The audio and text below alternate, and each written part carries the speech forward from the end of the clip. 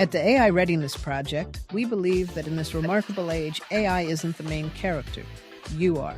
While the tech is racing ahead, it's the humans who learn to harness AI mindfully that will win. Each week, we meet remarkable people doing just that. Join Kyle Shannon, tech leader and AI instigator, and 𝗏𝗏𝗏, fundraiser and AI consultant, as they lead the conversation about staying grounded, growing smarter, and leading with what makes us human.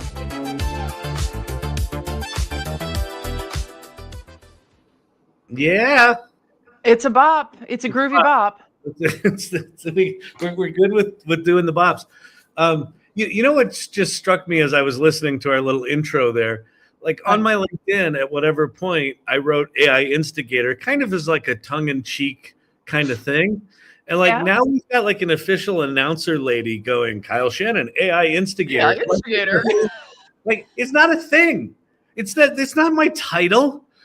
And yet it is. And yet now I've had people go, oh, you're that AI instigator guy. I don't even know what it means. But apparently I am I'm riling people up. You are the internationally known AI instigator. Yes. It should come with a costume, I feel like, maybe. Exactly, right? Like a long trench coat and you could go a couple of ways. You could go like clandestine spy, or you could go just like punk, right? Yeah.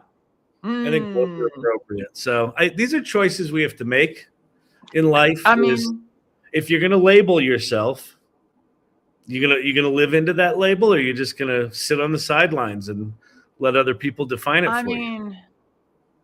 Sometimes you just got to get a whole new life to match something. So, but actually, AI instigator, it does fit you. So there's that. just a smart ass. Oh man. So what's happening with you? What? I'll tell you here's what we have committed to ourselves is talking about people that are making a difference this week. Talking about AI readiness, like what are you hearing? What are you seeing? I had an interesting week. I've got some things I can talk about. Where's your head right? I want you to go, because I'm calling up a little something that I'm going to share with the nice people, but you start. Okay.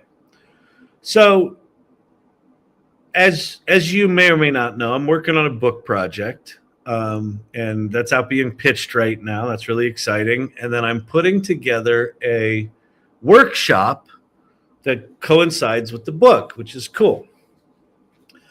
And so we got the copy written, the landing page copy for the workshop written, and it was completed 2 months ago. And then I was sort of waiting for them to make a website. And then at one point they're like, hey, do you want to make the website for this? And I'm like, well, I mean, I know I used to run an agency building websites, but I haven't done that in 25 years. So I don't know how to build a flipping website anymore. Right. And so I have been avoiding this for 2 months, Ann. And so yesterday I had a really busy day. It started at 7 a.m. I didn't have any breaks until 4 p.m. And at 4 p.m. I had an hour and a half block that was open. And so 4 o'clock came and I was like, oh, let me just try it. So I get the logo and I get the characters and I get a couple of graphics and things like that. And I get the copy and I go to Lovable, and 1 hour and 23 minutes later, I launched a completed website. It was all of this angst about what I couldn't do or what a pain it was going to be, or I didn't know how to actually point the domain to the website there. I just didn't feel like figuring it out. All of the little angsty bits, it was nothing. And it looks great. So if you go to 10-person team, 10-person team, you'll see what's going to be the cover of the book, and you'll see what the workshop's going to be, and you'll see these characters that I created for 10-person team. And it took me an hour and 23 minutes, from concept to launch. Including the DNSs and whatever? Yeah, because in Lovable, what Lovable has figured out, and like why the other website building services don't do this, you put in the domain name that you own, and it goes and figures out where you registered it, and then it says, "You want us just to configure it for you?" And so you log in. So it goes, "Oh, you registered with GoDaddy. Do you want me just to go ahead and register? Just log in and give me permission, and then it's done." And so I logged in and I gave it permission, and then literally 2 minutes later, I typed in the domain name, and there was the website. Okay, do me a favor and put the website up for the people. Okay, yeah, I'll put the website up. Hang on a second. Because I put what I think you told me, and I'm not getting it. Oh, and it's wrong? Okay, hold on. We'll do 10. That was the thing that I couldn't figure out, was how people were getting that part of it done. 10 per. Well, I don't know, Kyle, because that's what I put in. 10 person. Oh, there we. Oh, ooh la la la! I like what I see. Right, that mouth graphic. Yeah, the mouth graphic is still. The mouth graphic's still good, and the characters. Oh, this was okay. So wait, so I've got more things. So doing the daily practice in the AI Salon has helped me a lot. So one of the things Cindy Kuhn has been talking about for months is do yourself a favor and make yourself like an organizing hierarchy. Like basically, she was basically saying like, create a folder that you put your stuff in, right? Yeah, yeah. So over the weekend, I knew I had to update those characters because I changed the characters and the order of them and things like that. So I had to deal with the characters. And so one of the things I've been avoiding is I didn't create a folder system to put all my assets in. So God, this part. Actually, it took me longer to find my assets than it did to build and launch the website. So I had a lot of those characters only existed in a specific Gemini chat. I didn't know where I created them. I didn't know if it was in Gemini or ChatGPT or Ideogram. Like I knew I created them somewhere. I didn't know where they were, and I didn't have them saved anywhere. So I was literally going into large language model after large language model trying to find them. So that was a disaster. And then I found them, and then I did some photoshopping and I did some stuff, and I got the base elements done for that website over the weekend. But I've started putting things in folders now, like my assets. Oh, like, big boy! Not just saving them to the desktop. I am. You just like puffed up a little bit. I am humbly proud. And this shouldn't be a big deal, but that it's one of the challenges of AI being so fast is that you're just like, you don't even realize how much stuff you're creating. And if you actually want to go back and find a thing that you did that was a good thing, and you haven't taken, honest to God, Anne, if you haven't taken the 30 seconds to like make a new folder in the same place where the other folders are and put in a couple of folders inside, like if you haven't taken that 30 seconds, it's just a disaster 3 months from now, right? And so I went through that, but I did find all my stuff. I saved it. I named everything. And now I've got like transparent version of the characters, and I've got the little lineup of them and things like that. So anyway. Wow. The characters are really cute. So the characters you made in a specific chat with Gemini, you went one after the other, after the other, after the other. So at least all the characters were there. Yeah. Once I got a style, and then I gave it a list of here are the kinds of persona, like here are the kinds of people, like, there's the librarian type, and there's the, person that's good with customer type, and there's the creative director type, and there's the strategist. And so, so I just had Gemini. Once we established the style, I just had it make all these different characters. And, you know how that goes. It's like sometimes it's instant perfect. And then sometimes, 30 attempts later, you're ready to jump out the window. Okay, Kyle, can you tell Yeah. the people? I'm reading your website now. You have a program where people can sign up with you, and they get to meet with you every week on AI, and it's only $99 a month. Yeah, it's going to launch in January. And we're going to take the methodologies from the book, which is basically, we talk about that thing about everyone has gaps. And so this is basically taking a basic business framework of like the different phases of starting and running a business or a project. Like you've got the ideation phase. And then ideally, before you move into build, you should do like some validation. Like, is this actually a good idea? Because one of the things we do with AI is because it's quick at getting an idea out of your head, you can go, oh, that's a great idea. And then you run down the rabbit hole of building that thing. Well, what we're talking about in 10-person team is why don't you take the step of like validating that? Do a little bit of research, do a little bit of right. And then the next phase is the planning phase. So we've got 2 different characters in the planning phase. Then we go into the build phase, and the final one is launch and optimization. So the 10-person team is just people that are your partners throughout the process to take something that might just be a whisper of an idea and really professionalize it. And so that's what that workshop's going to be. So right now you can sign up, just show interest. You can't buy it yet, but we're going to kick it off in January. So that site will probably be live. I mean, it's live right now, but it'll probably be live and functional, I don't know, within 2 weeks or so.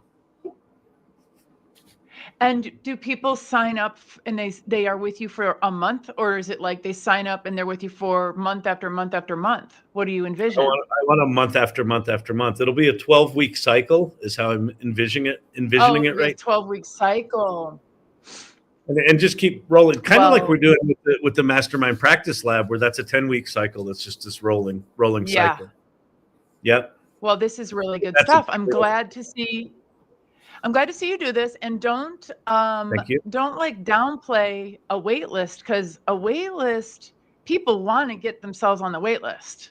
So, if you're excited about 10-person team, the workshop, the weekly AI workshop. Yeah, please sign up. Yeah, please do that. Beautiful.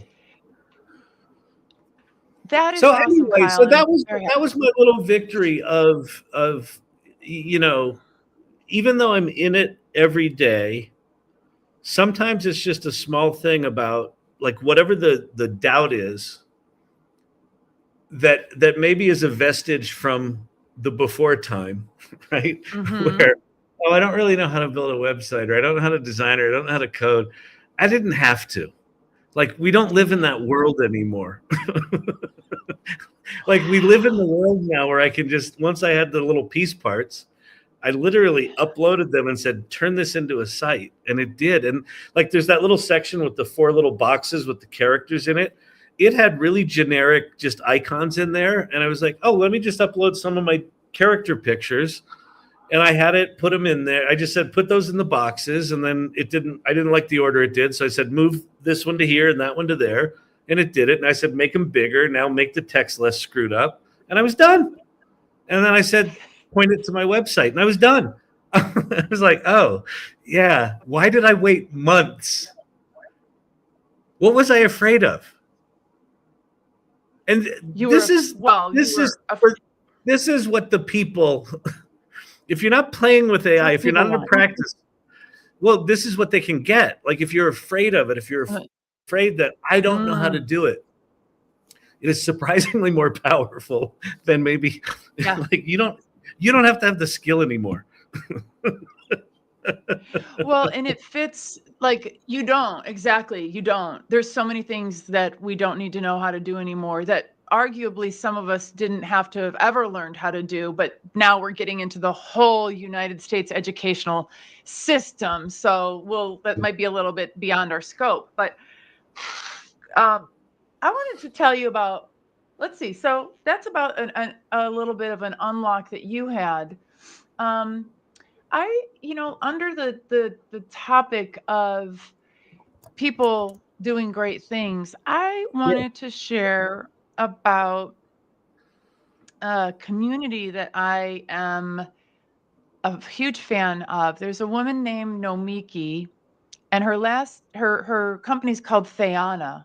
And what 𝗬𝗲𝘀 does is they help women, but a lot of people with mentalities like me and you, where, you know, they are already capable of building really cool shit. But what she does is she puts them through their paces of actually going to market. And so she has right now in her community 100 women who, in a 12-week program that starts in January, like they're in her community now. They're doing a big sprint in January, who they will get their creations out into the world with, you know, customers and everything. And I love seeing what is being built around the AI of it all, right?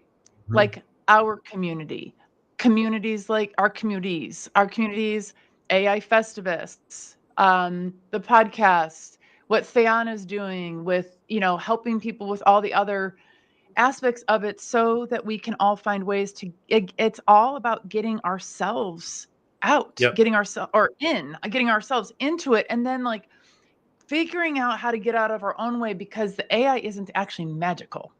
We have to do things. It's up to us to have the ideas. It's up to us to hold this is going to be a weird word, but the sanctity of the idea. Like if you have an idea for, I want a business, well, how you create, if you and I were given the exact same business plan, how you are going to create that and how I'm going to create that are going to be very different things. We're going to have very different standards. It is up to us individually to say, this is what this business means to me, right? This is what this project means to me. That ultimately, I think that is the hardest thing about being an entrepreneur. I think it is the most important thing about being an entrepreneur. And I feel like we're entering an era where a lot of people who are not entrepreneurs by DNA are going to be forced into having to figure something out for themselves. It might be starting a business, or it might be starting an Etsy shop, or it might be creating a bake sale to raise some money for the whatever, right? Like, but a lot of people are going to be forced into some version of, well, come up with an idea and put it in the world and stand behind it enough that you can figure out if the world wants that and is willing to pay for it, right? That's some scary stuff. That's some, so that sounds amazing. So anyway, so you met this woman, and this is her. Yeah. So I think that's because it's not about the AI, is it? It's about taking that project not about the AI level. Yeah. And it's about how for the people who are building, it's about how community is our moat, because community and like guidance, right? The guidance and like social contract we have with one another is what is allowing us to launch these things out into the world.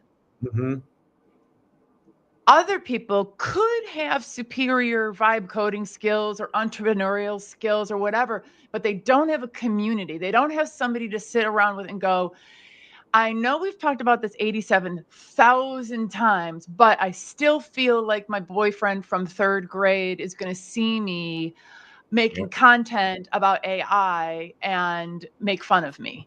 And therefore I won't do it, right? Yeah. And so I'm just not going to do it. Like the fact that community is becoming our validate, our social proof, our validation, our proof of concept, our moat, like it's pretty cool. Sorry, go ahead. I was gonna say, because now like I built my really kick-ass podcaster interviewer thing while I was on my Peloton this weekend. That's not that impressive. Well, it's not. Well, in the communities we're in, it's not that impressive. But it's also, you know, it strikes me. I think community also becomes our educator. I think community becomes our reminder. Like the fact that Cindy Kuhn has, like, literally on a weekly basis, you got to make folders. You got to make folders. And I was like, yeah, I'll get to it. And then, but when I ran into the problem of I can't find my stuff, the first thing that popped in my head was Cindy Kuhn just go make the flip and folder. Yeah. Right. Yep. And so because that's her voice is a resonant voice in my head, right? Yeah. Um, Yeah. that got me over that hurdle much more quickly. And then there's also just Yeah. watching what people build, right? The game that you made, the high five game, how did I describe it? It's so useless, it's brilliant, something like that. It's so I think worthless, so. it's brilliant. I don't know. So stupid. Yeah. It was some very bad compliment that was a massive put down in the guise of a compliment. But it was what was amazing about that game is it was so pure to who you were, right? And it's also the kind of thing where when I think about video games, I think about how I think about video games, and then I looked at yours and I was like, oh, that is like a completely unique. Like I would never think about a video game like that, right? But now I do, right? Yeah. Because it's like you've just got a different lens, and now all of a sudden I can have that lens too. So there's an education piece to it, and a diversity piece, and an accessibility piece. And in the case of this woman doing this kind of leveling up thing, like it's not just about building it, it's about you've got to get customers. Okay, what does that look like? Well, she's going to take them to the next level, and you get to go along for the ride with the other people struggling with that. I think that's quite brilliant. Yeah. I really do. I think it's really good. Me too. Huh. And Did we you always just join that talk. community? What's that? Did you just join that community? No, I went and gave a talk, but I've just we have community members in common, which is really cool. So some of her, I Chef love Kelly. that. Oh yeah. Chef Kelly is in Nice. both of our communities. Yeah, Tabitha Flax, and by the way, what I love, this is something that we have to talk about some more. We have to figure out how we get more of this in the world. Every single woman building in that group is building a solution to a massive pain point that she either has gone through herself or feels in her family or in her community. Like they're there pouring into this 100% because they want to make people's lives better. Yeah. And it's deeply, and they know every iota of that pain point because they have lived it. No one is coming in from another industry just because they're good at technology stuff and saying, actually, let me tell you how you care for, your parents with Alzheimer's disease. Mm-hmm. Just because they're good at tech. She's making the app because she's doing that right now. And she's doing her particular flavor of it. And as the friction of creation drops, and it's dropping, man, is it dropping. The new fast. Gemini 3 is crazy. As the friction drops, more and more people can take that instinct to want to make a difference, want to change the world, want to have an impact, and execute it. Where literally a year ago, they wouldn't have been able to do it, or 2 years ago, they wouldn't be able to do it, or 3 years ago, they definitely wouldn't have been able to do it, right? But as the tools get more sophisticated, and as your ability to just spin things into existence gets easier and easier, then it becomes 100% about who are you, what do you want, what are your values, what difference do you want to make in the world, how big and when, and just go. Yeah. And just go. And like just go. This is not about learning the tech. You have to learn, and you have to play with the tech enough to understand what it is, what it makes possible, what some of the tricks are. But then it just comes back to, so what do you want to do, Am? All right, now you've got these master tools around you and these master genius things, entities. What are you going to do? Yeah, exactly. If you're in a panic about what you want to do, then, it's going to be harder. It's going to be harder. Yeah. Yeah. So anyway, why don't we tell the good folks? I want to get Gareth up here because Gareth and I beforehand were talking about the importance of community. I think he said he's in like 3 or 4 or 5 communities. And he's doing some really remarkable stuff. So I'm excited to have him up and talk about it. So why don't you talk about She Leads, and then I will talk about the Salon, and let's get him up here. Awesome. Well, She Leads AI is the thing. If you're like in general, the words She Leads AI are dope, right? It's a pretty good hashtag. That helps a lot. you can kind of infer some things about it, but the best way to learn about what She Leads AI is really like is to attend a social Saturday. These are free events. We gather every single Saturday from 10 a.m. to noon. It's come as you are. Bring your kids, bring your cat. We don't care. Messy hair, don't care. Eat lunch, eat breakfast. We literally do not care. And you're going to meet some amazing speakers, leaders who have like deep expertise in an area, and then we get to talk about that area.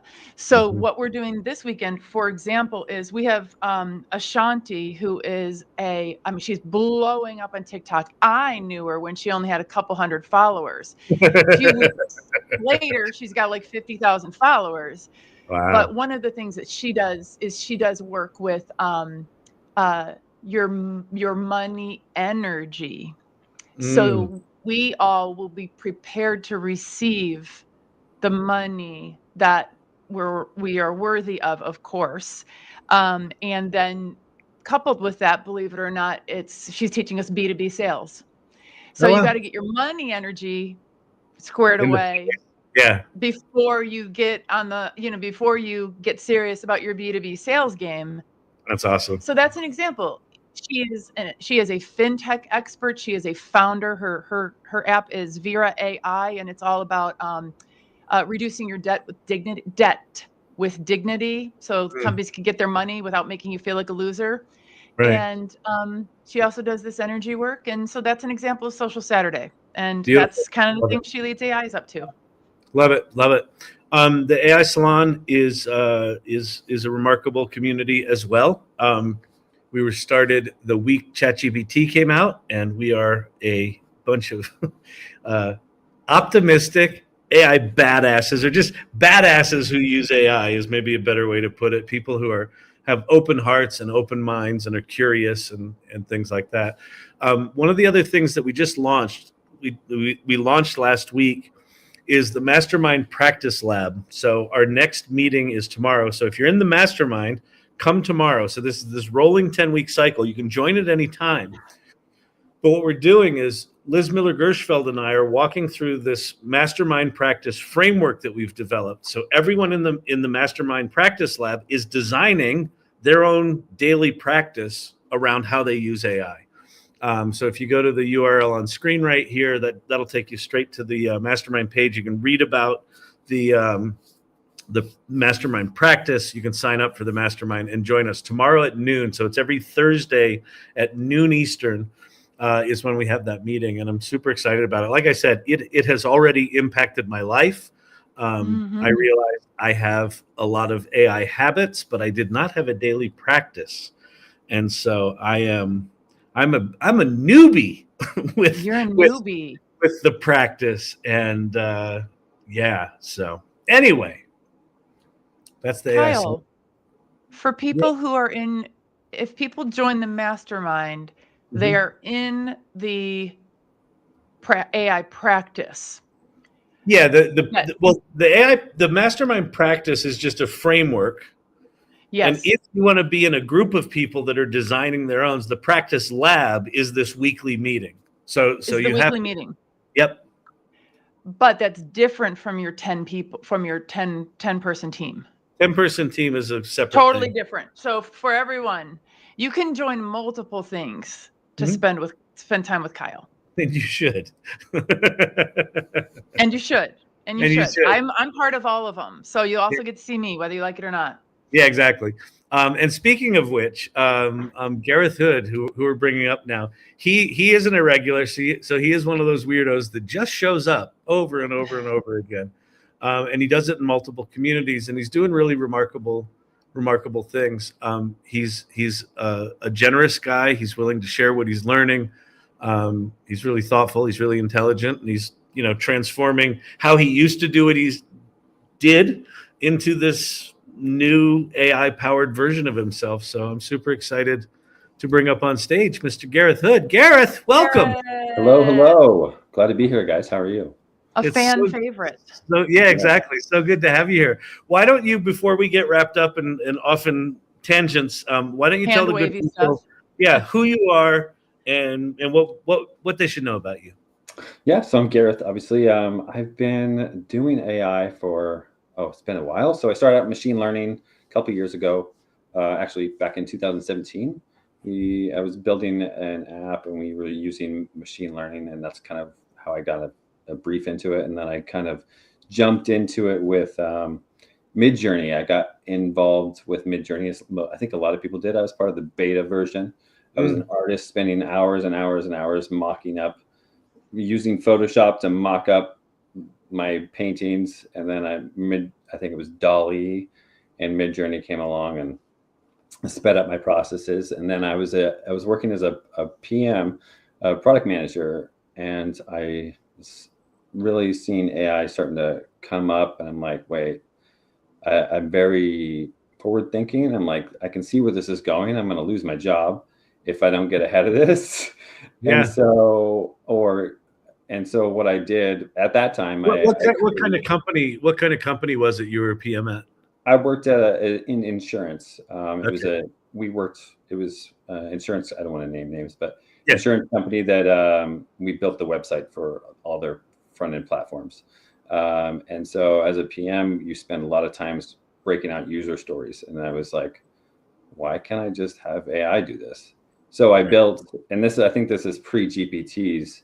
I built a master prompt that I could just plug in and then give it the details of what we were building, and it would break out all the user stories, acceptance criterias, and everything like that. And then I'm like, oh man, this is like revolutionary. Like this is crazy. And I was showing people, and they were just like, whatever, not really kind of understanding until I actually showed it to them in real time, and that's when. So since then, I've just been moving forward and just really diving more and more into AI, working in AI consultancy, working in businesses and stuff. And so in a weird way, you saw the writing on the wall. This could replace the job that you had, and you kind of, at least once now, and it sounds like more than once, have written, have created the AI that was your job and have moved on from it. Yes. Can you talk about that? And I guess what I would love to hear, for people who are afraid of AI is going to take my job, you've now confronted that a few times, and in fact precipitated it. Can you just talk about your experience with that, but where you also think it's going? I think, so I basically, in multiple places, I built either automations or AIs to do my job for me. And then I've shared, because I love sharing like what I like to build, and I want other people to learn. And so I said, hey, check this out. And I could, instead of me spending all day building this, or all week in some cases, I can do this in an hour. And then they're like, oh, thanks. And we don't need you anymore. And so, thanks for that. No, it didn't exactly happen like that, but in a sense. And so where I think it's going to go, I think everybody's going to be using AI as a tool. I don't think you should be using AI as an answer engine, which a lot of people just use. I think I've always treated it as a learning engine. So I have dyslexia, which makes us just learn differently, right? We challenge on how we understand and grasp concepts and stuff like that. And so it's been and I know it's been I'm part of that community, been a huge benefit to use AI to kind of put things together and connect the dots for dyslexics. And so I think others shouldn't, just even outside the dyslexic community, should be using AI to learn, not just get answers from. You can learn anything. I didn't know how to code, and and before I jumped into this, and now I'm building full applications. And I think even before vibe coding got big, I built an application to calculate pricing on murals, even before it was even known that ChatGPT could make code. Huh. Oh, you were trying to figure out how much to charge people when you make them a mural? So an artist, I'm part of a muralist group, about 100 muralists around the country, and they reached out and they're like, I have this idea, and she knew I was in tech, and she's like, and I can't say no. And she's like, I have this idea of this calculator, and I can't figure out how to do it. Do you know somebody who could build this for me? I was like, yeah, I'll build it for you. And so I didn't know what I was doing or anything like that, but I went and figured it out. And I built the full application, and she put it on her website. And so it was based on how much, where demographic of the mural, so high, low, like affluency of the community, how big the mural was, how much coverage it was. There was like 6 or 7 things that she wanted and involved in it. And so I just took all those and coded it into an app. Beautiful. Yeah. And so now it's on our website, and that's amazing. Have you taken any of the art that you've created, and does it live in the physical world? Yes. Some of the stuff around you? So both of these one originally was, it's hard to see because it's so dark in here. Yeah. But it originally was an AI generation concept I had. I've been trying to figure it out. So I prompted my idea into fruition, and then I painted it in real life. And so Wow, that's cool. And same with that one there, which a lot of people say it looks like a GameCube symbol, but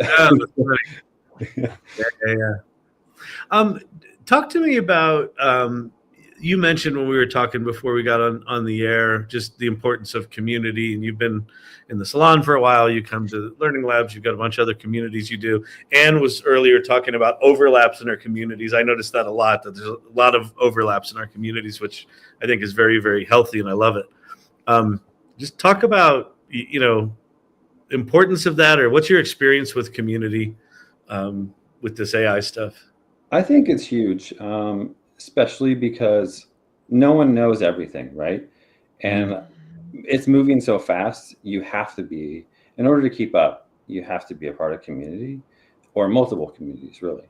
And so I get triggers or notifications as soon as something gets released, and not every community picks up everything. So it's super helpful to get pinged on what's going on. And so then I'm able to be like, okay, this is what's going on. And I kind of get an idea of where things are at. I think that's a big part. And then also, just if you have questions, or you don't know what you're doing, jumping into community and just learning from others is huge. Because I don't know anything, and there's been plenty of times I've reached out to people and said, hey, how'd you do that? Can you show me that? And so that's been helpful. And then within AI Salon, you've created the sub community for, leveraging AI. If you're 𝗏𝗏𝘀 why don't you talk about that group that you put together, why you put it together, and if people who are watching or listening live in the neighborhood of the 𝗏𝗏𝘀 or full-on card-carrying members, how they can join. Yeah, so I'm outside of Salon. I'm part of the International Board of Dyslexia, and so I'm a board member on there. And I saw the benefits of AI and how it can help people with dyslexia and other neurodivergence. And so I just went to the salon. I was like, there's nothing there. And so it's a group of really intelligent people. I mean, we've got a doctor in there. We've got other teachers in there, and so forth. And really just discuss. And every meeting is so different. We will do stuff from like, what are some tools that help us be more productive? We've done many of those. Or we'll jump into a certain tool to figure out how it works together.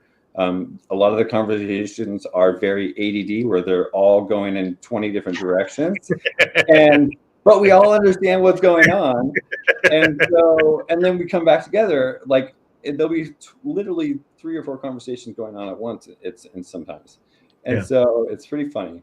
But we make it work, but we help each other out. And but it's all about learning and how to help us a lot of time get more organized and learn from each other. Wow, that's great. Sorry, Ann, I know you probably No, have you're asking the questions that I wanted to ask. So keep going. Okay, good. So this one's really specific. I understand ADHD quite well. I don't understand dyslexia. I know it from what I've been told from books. If you could just describe like your experience with dyslexia, but the thing that I'm really interested in is what do you do with AI specifically that is the level up for that? Like that, I don't quite, because if it's just about reading, you're going to have your dyslexia challenges will happen on the outputs as well. So I'm just curious, like how has that been a level up, and what's that experience been like? Yeah, so there's there's many different types of dyslexia. There's an auditorial dyslexia, there's dysgraphia, which is handwriting. I think there's 4 or 5 different subgroups. I should know, but it really depends on who you talk to, how many things is. But a lot of times dyslexics have a hard time articulating what their concepts of and ideas. They can't put the words to what they're trying to say or necessarily describe exactly. It's terrible for when you're trying to, in a job interview, and you're trying to describe something and you're nervous, and it just it kicks in and you just can't come up with the right words. Yeah, you just get locked. Wow, that's crazy. But there are some key strengths to dyslexics that also help with AI. And we're able to grasp high-level concepts and connect them where people don't necessarily understand the connection, and also pattern recognition, which AI has a lot of pretty good pattern recognition. So I find it, and others of dyslexic found it, it's able to help us articulate our ideas and help us, help others understand how things connect when we do have an idea. So I think that's a big piece of it. And then just like fixing our typing. That's great. So, there's been many, you guys will always notice that whenever I'm typing or writing something, there's always something wrong with it. My grammar's off. That's just my brain not seeing it. And that's just part of who I am. And I try my best, but it doesn't always work out. Yeah. Amazing. I found when I type, like, my anxiety about typos has disappeared because ChatGPT literally doesn't care. You spell 10 words wrong in a 12-word sentence. It's like, it figures it out. It's just amazing. Right? That's for sure the worst habit that I have picked up.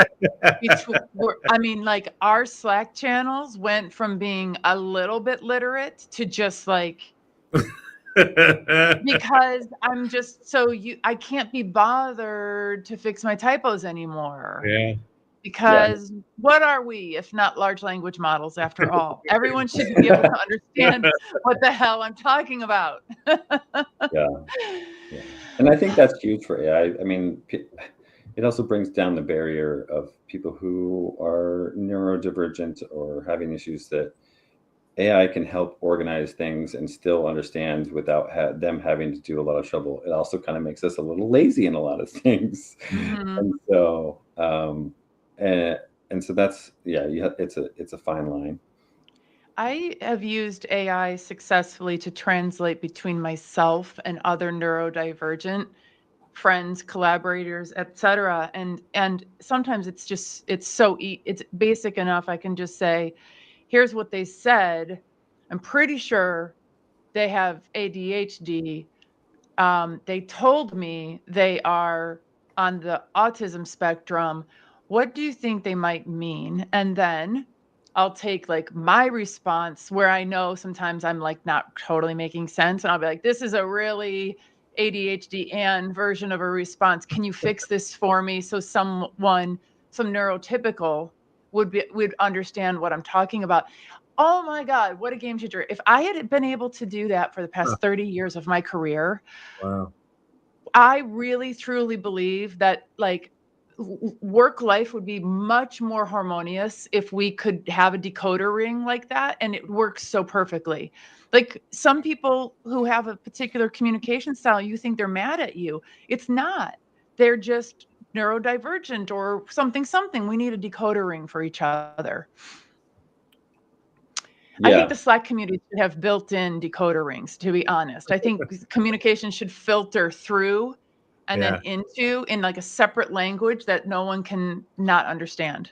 You know, there's like those, we took them at work. I probably have a book over here somewhere where you understand your personality, like the personality test, and you figure out how to work with each other. Yeah, like StrengthsFinder. Yes. Yeah. And I just have a tool that my ideas is spinning, a tool that you type something in, and then depend on what type of person that other person, it reformats it into that. Yeah. Well, it's probably smart enough to understand just based on how you type. Okay, Anne's got ADHD with a touch of this. Gareth's got a little dyslexia, and it just automatically sort of assigns you and then translates. Calibrates. Yeah. And then if you had you know, like a lot of times you're working with a boss who some are more form and some are more function. So you could be like, this is for the boss who's going to find the typo in this 75-page document that like is all about how we're actually going to get world peace. Can you filter this to prioritize commas rather than world peace so that we can all just move on with our lives? That would be cool too. Yeah. That's too funny. That's amazing. I think, there's so many tools. I mean, especially with AI, it just really, I think you talked about it earlier, brings down the barrier to entry of what people want to create. And especially it sounds like what this, the 𝗬𝗲𝗀 AI community and the other community you talked about is like all these people would never have the opportunity to build or solve these problems. They're stuck behind this big wall of, I don't know how to build that. Right. And now that wall is slowly, I mean, it's still a little bit there, but it's disappearing. And people's just ideas are coming. And so the people who have ideas are the ones who are going to thrive. And it's going to allow for some amazing things to be created just because of people's ideas who haven't been able to express them before. That is everything. That is everything. This is a good comment. Next question, ChatGPT. I want to know what it thinks of me. I was as you two were talking, I was thinking like, you know, wouldn't it be amazing? And I can do this. I've got lots of content to do this. Is I take the transcript of my live and say, tell me what my talking sounds like to a neurotypical person. That's actually a good idea.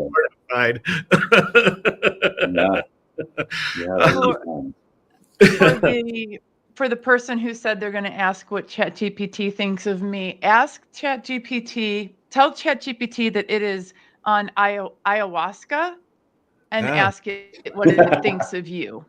That's great. That one. That's a good one. That one made me cry. Yeah. Really? The other one that I've done that's very insightful is ask ChatGPT what's in between the cracks of what you've already talked about. Yeah.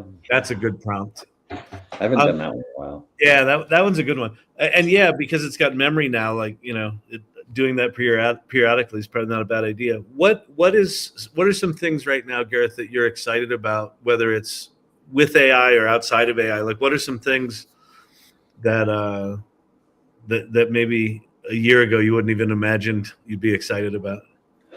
I think part of it is, and I just mentioned it, is the lowering the barrier to entry for those who couldn't do this before, of creating something or coming up with or seeing an idea out. And I think that is what I'm excited about. Right, top of mind, I've been really excited about Google's Gemini 3 that came out yesterday. Was it yesterday? Yep. Yeah. Seems like a week already. It was yesterday. Yeah. So, I mean, I think it's really really in the step in the right direction of where AI is going. I'm starting to think even more and more that Google is going to win the AI race. And Really? so I do, yeah.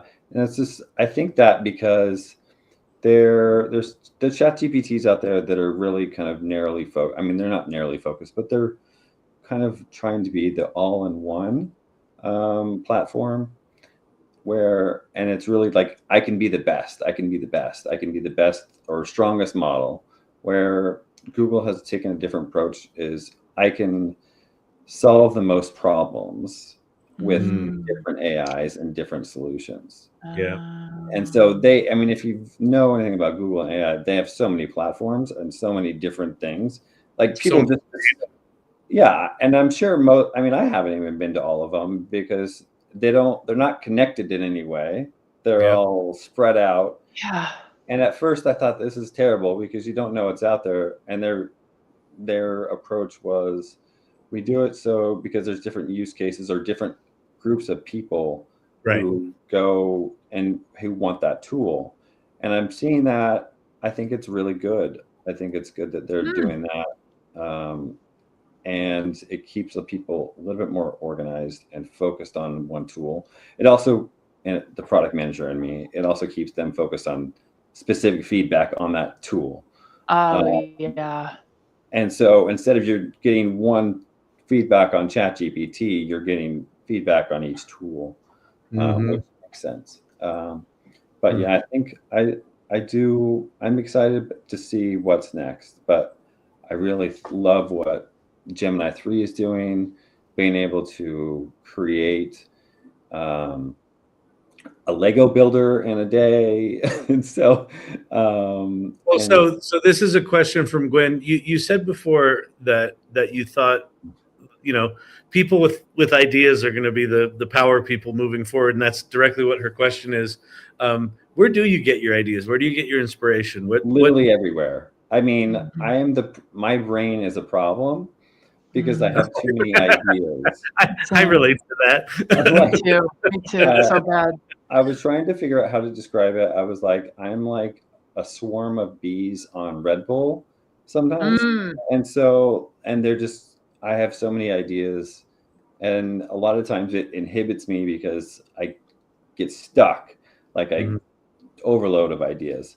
And so, I mean, it literally could be something I look at and then I just get tunnel vision on that idea, and it drives my wife crazy because she's like, and I'm like, I have to finish this out. I have to do this.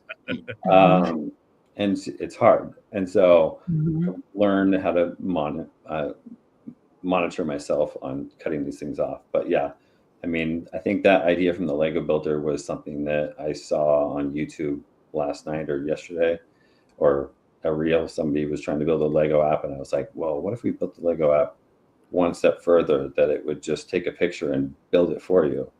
And then what if we just add it? It'll give you instructions on how to build it. And so, and then within like a couple hours or an hour or so, last night, I was able to almost build the whole thing. And that's just using Gemini 3. So it's pretty crazy.